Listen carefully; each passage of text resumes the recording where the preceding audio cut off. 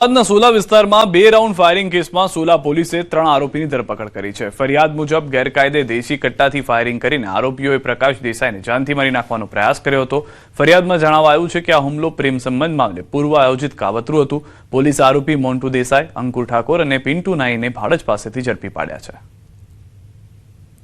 છે। દેશી કટ્ટાથી ફાયરિંગ કરી લાકડીના હથોડાથી આ કામના ફરિયાદીને માર મારેલ, ફરિયાદીને માર મારતા આ કામના આરોપી જે છે અત્યારે અમે જેને એરેસ્ટ કરેલા છે એમની ઓળખીતાની દીકરી સાથે પ્રેમ સંબંધ હોય આ અદાવતથી કામ રાખી અને આ કામના આરોપી જે છે મોન્ટુભાઈ ગેમરભાઈ દેસાઈ અને અન્ય આરોપી છે કુંવરજી જક્ષીભાઈ ઠાકોર અને પિન્ટુભાઈ દેવજીભાઈ ન્યાય, આ ત્રણેય આરોપીને હકીકત આધારે ભાડજ 4 રસ્તાથી હકીકત આધારે સોલા પોલીસ સ્ટેશન તેમને અરવલ્લીમાં બાયડના આંબા ગામમાં વરઘોડા દરમિયાન ડીજે વગાડવા બાબતે કેટલાક શખ્સોએ હુમલો કર્યો હતો। બબાલ દરમિયાન હુમલો કરી પથ્થરમારો કરતા 2 લોકોના માથા ફૂટ્યા હતા। મળતી માહિતી મુજબ ગત 21 ફેબ્રુઆરીના રોજ રાત્રે ગામમાં વરઘોડો નીકળ્યો હતો, ત્યારે ગામના કેટલાક શખ્સોએ ઝઘડો કર્યો હતો। તમે વરઘોડામાં કેમ બીજાનું ડીજે લાવ્યા છો, કઈ ઝઘડો શરૂ કર્યો। ઉશ્કેરાયેલા શખ્સોએ ડીજેના બેનરો ફાડી નાખ્યા હતા અને ડીજેની લાઇટિંગની પણ તોડફોડ કરી હતી। આ દરમિયાન આરોપીઓએ વરઘોડામાં સામેલ લોકો પર પથ્થરમારો શરૂ કરી દીધો, જેમાં 2 યુવકોને માથામાં પથ્થર વાગતા હોસ્પિટલ ખસેડવામાં આવ્યા હતા। બાયડ પોલીસે આંબા ગામે પહોંચી મામલો થાળે પાડ્યો। હાલ પોલીસે 6 શખ્સોની ધરપકડ કરી તપાસ હાથ ધરી છે। મારા બાબાનો વરઘોડો નીકળ્યો હતો, તેમાં અચાનક અજાણ્યા શખ્સોએ આવીને હુમલો કર્યો હતો। તેમાં મારા ભત્રીજાઓ ઉપર જીવલેણ હુમલો કરી પથ્થરથી માર માર્યો અને છૂટા પથ્થર ફેંક્યા હતા। એ લોકોએ અમને યોગ્ય ન્યાય મળે અને આવું બીજી વાર આ લોકો કોઈની જોડે ના કરે તેવી મારી સરકારશ્રીને નમ્ર વિનંતી। મારા ભાઈનો વરઘોડો નીકળ્યો હતો ત્યારે બીજા ડીજે વાળા માણસોએ હુમલો કર્યો ને ડીજે બંધ કરાવ્યું હતું। એમાં અમે સમજાયા, બધા લોકો ભેગા થઈને પણ કીધું કે આવું ના કરો, તો પણ એ લોકો સમજ્યા ના અને પથ્થરમાર ચાલુ કર્યો। 6 થી 7 ઈસમો નામજોગ અને બીજા કંઈ 8 થી 10 માણસોએ એમના જે વરઘોડો છે એના ડીજેના બેનરો ફાડી નાખેલ અને ડીજે ઉપર પથ્થરમારો કરેલ કે આ જે અમારા મરજી મુજબનો કેમ ડીજે મંગાવેલ હતી એ પ્રમાણે પથ્થરમારો કરેલ અને ગાળાગાળી કરેલ અને જાનથી મારી નાખવાની ધમકી આપેલ। એમાં 6 આરોપીઓ પકડવામાં આવેલ છે। તાપીના વાલોડમાં ટ્યુશન સંચાલકે એક તરુણીએ જાતીય સતામણી કર્યાનો એક મામલો સામે આવ્યો છે, જે બાદ ફરિયાદ નોંધાવતા પોલીસે તેની ધરપકડ કરી વરઘોડો કાઢ્યો, જેના પગલે હાલ વિવાદ સર્જાયો। એક તરફ સગીરાના પરિવારે ગંભીર આક્ષેપ કર્યા તો બીજી તરફ અન્ય વિદ્યાર્થીઓ અને વાલીઓ સંચાલકના સમર્થનમાં આવ્યા। આ સમર્થકોએ જિલ્લા પોલીસ અધિક્ષકની કચેરીએ પહોંચી લેખિત રજૂઆત કરી અને કહ્યું હતું કે સંચાલકને ખોટી રીતે ફસાવવામાં આવ્યા છે। હાલ આ મામલે પોલીસે વધુ તપાસ હાથ ધરી છે અને સરને ખોટા કેસમાં ફસાવવામાં આવ્યા છે ને અહીંયા આવેદનપત્ર માટે અમે આવેલા હતા અને સચોટ અને સાચો ન્યાય થાય તેની આશા હું રાખું છું। અમને સાચો ન્યાય મળે ને એમને બી સાચો ન્યાય મળે, પણ અમને તો આશા છે કે સાચા માણસ સાથે સાચું જ થવું જોઈએ હંમેશા। પોલીસને રજૂઆત માટે આવ્યા હતા, પોલીસે શું કીધું તમને? પોલીસ કે અમે અગાડી કાર્યવાહી કરશું એમ કહે છે। આવેદનપત્ર માટે આવેલા હતા, અમારે કોઈરા લોકોનું ભવિષ્ય રૂંધાય એવું હતું। સરને જોયું સાથે થયું છે એ ટ્યુશન ક્લાસીસ ચાલતા હતા એ બોર્ડની એક્ઝામ કાલે એક્ઝામ ચાલુ થાય છે, એના માટે અમે આવ્યા હતા આવેદનપત્ર। શું માંગ છે તમારી? સચોટ નિદાન થવું જોઈએ, તપાસ થવું જોઈએ। રાજ્યમાં PGVCL વીજ વિભાગ દ્વારા વીજ બિલ બાકીદારો સામે મેગા ડિસ્કનેક્શન ડ્રાઈવનું આયોજન કરવામાં આવ્યું છે। બોટાદ જિલ્લામાં 111 ટીમો બનાવી 225 કર્મચારીઓ દ્વારા જિલ્લાના બાકીદારોના વીજ કનેક્શન કાપવાની કામગીરી હાથ ધરવામાં આવી છે।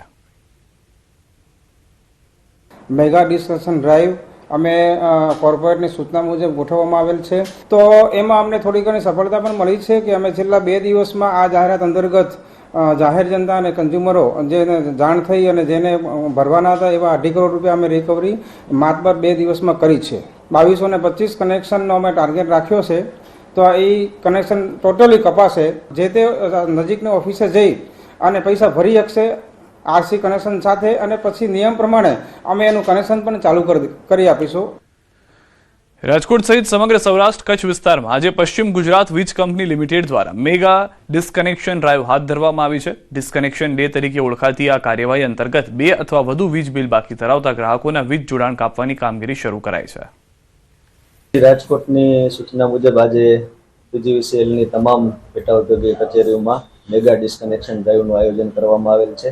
તેના ભાગરૂપે આજે સિટી 2 ડિવિઝનના 7 સબ ડિવિઝન છે તેમાં પણ આયોજન કરવામાં આવી રહ્યું છે અને તમામ સબ ડિવિઝનમાં મહત્તમ ટીમો ડિસ્કનેક્શનમાં રાખી અને ખાસ કરીને જે ગ્રાહકોના 2 બિલના નાણાં બાકી છે તેના ઉપર ખાસ કરીને ડિસ્કનેક્શનની કાર્યવાહી કરવાની આજરોજ કરેલ છે. જૂનાગઢમાં પીજીવીસીએલની મેગા ડ્રાઈવ વીજ કટ કનેક્શનની કામગીરી હાથ ધરાઈ, જેમાં ખાસ કરીને 5000 ગ્રાહકના બાકી વીજ બિલના કારણ કનેક્શન કાપવા માટે 230 ટીમ બનાવીને કામગીરી કરાઈ. જૂનાગઢ જિલ્લા તેમજ વેરાવળ ડિવિઝન હેઠળના 5000 ગ્રાહકોના 4,36 લાખ રૂપિયા બાકી વીજ બિલની વસૂલાત માટે ટીમ દ્વારા કામગીરી કરાઈ. જૂનાગઢ વર્તુળ કચેરી તરફથી મેગા ડિસ્કનેક્શન ડ્રાઈવનું આયોજન કરવામાં આવેલું છે. જે મુજબ અમોએ બધો પ્લાનિંગ કરેલું છે. ગઈકાલે આજની તારીખે વર્તુળ કચેરી અંતર્ગત ટોટલ 230 ટીમ રવાના થઈ ચૂકી છે, જેની અંદર ટોટલ 5062 ગ્રાહકોનું લિસ્ટ લઈને નીકળ્યા છે. આ ગ્રાહકો એવા છે કે જે ટોપ ટુ બોટમ આવે. રાજ્યમાં 26 ફેબ્રુઆરીથી ધોરણ 10 અને 12ની બોર્ડની પરીક્ષા શરૂ થવાની છે, ત્યારે વડોદરાની મધ્યસ્થ જેલના કેદીઓ પણ પરીક્ષા આપવાના છે. વડોદરા મધ્યસ્થ જેલમાંથી 8 કેદીઓ ધોરણ 10, 4 કેદીઓ ધોરણ 12 અને દાહોદના 2 કેદીઓ પરીક્ષા આપવાના છે. જેલ પ્રશાસન દ્વારા કેદી પરીક્ષાઓ માટે જેલ સંકુલમાં ખાસ વ્યવસ્થા કરવામાં આવી છે. કેદી પરીક્ષાર્થીઓને પરીક્ષા આપવામાં કોઈ તકલીફ ન પડે તે અંગે જેલ અધિકારી દ્વારા ખાસ ધ્યાન રાખવામાં આવ્યું છે.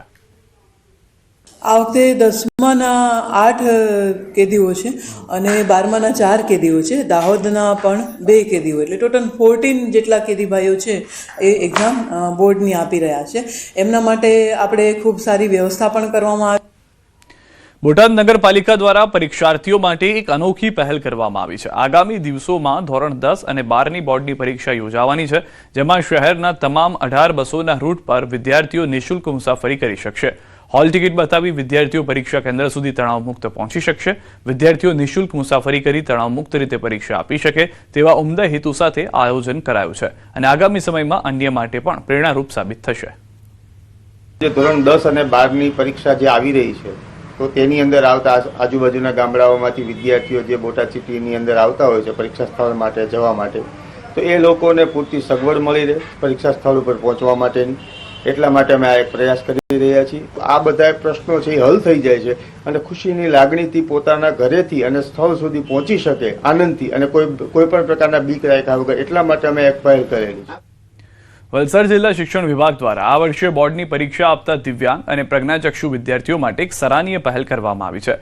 સામાન્ય રીતે લહિયા મેળવવા માટે વિદ્યાર્થીઓએ સરકારી કચેરીઓના ધક્કા ખાવા પડતા હોય છે, પરંતુ હવે શિક્ષણ અધિકારીઓ જાતે જ શાળાઓ પર જઈને વિદ્યાર્થીઓની ચકાસણી કરી સ્તર પર મંજૂરી આપી રહ્યા છે. આ ઉપરાંત બોર્ડના નિયમ મુજબ આવા વિદ્યાર્થીઓને પરીક્ષામાં વધારાનો સમય પણ ફાળવવામાં આવશે. જેમને લહિયાની જરૂર પડે છે, એ સીપી હોય, અંધ હોય, એટલે નિયમ પ્રમાણે જે કોઈ પણ આવી રીતે જરૂર પડતી હોય તો અમારી પાસે દરખાસ્તો આવતી હોય, એ દરખાસ્તો પ્રમાણે અમે ચકાસણી કરીને આપતા હોય છે. આમ દર વર્ષે એવું થતું હોય કે આ બાળકોએ અમારી કચેરી સુધી આવવું પડે, તો આ વખતે અમે એવું વિચાર્યું કે આ બાળકો ત્યાં સુધી હેરાન થઈને આવે, એમની સાથે લહિયા આવે, એના કરતાં એ જ્યાં અભ્યાસ કરી રહ્યા છે ત્યાં જ એમની રૂબરૂ ચકાસણી થઈ જાય અને એમને જે લહિયો આપવાની કામગીરી છે એ ચકાસણી કરીને આપી શકીએ.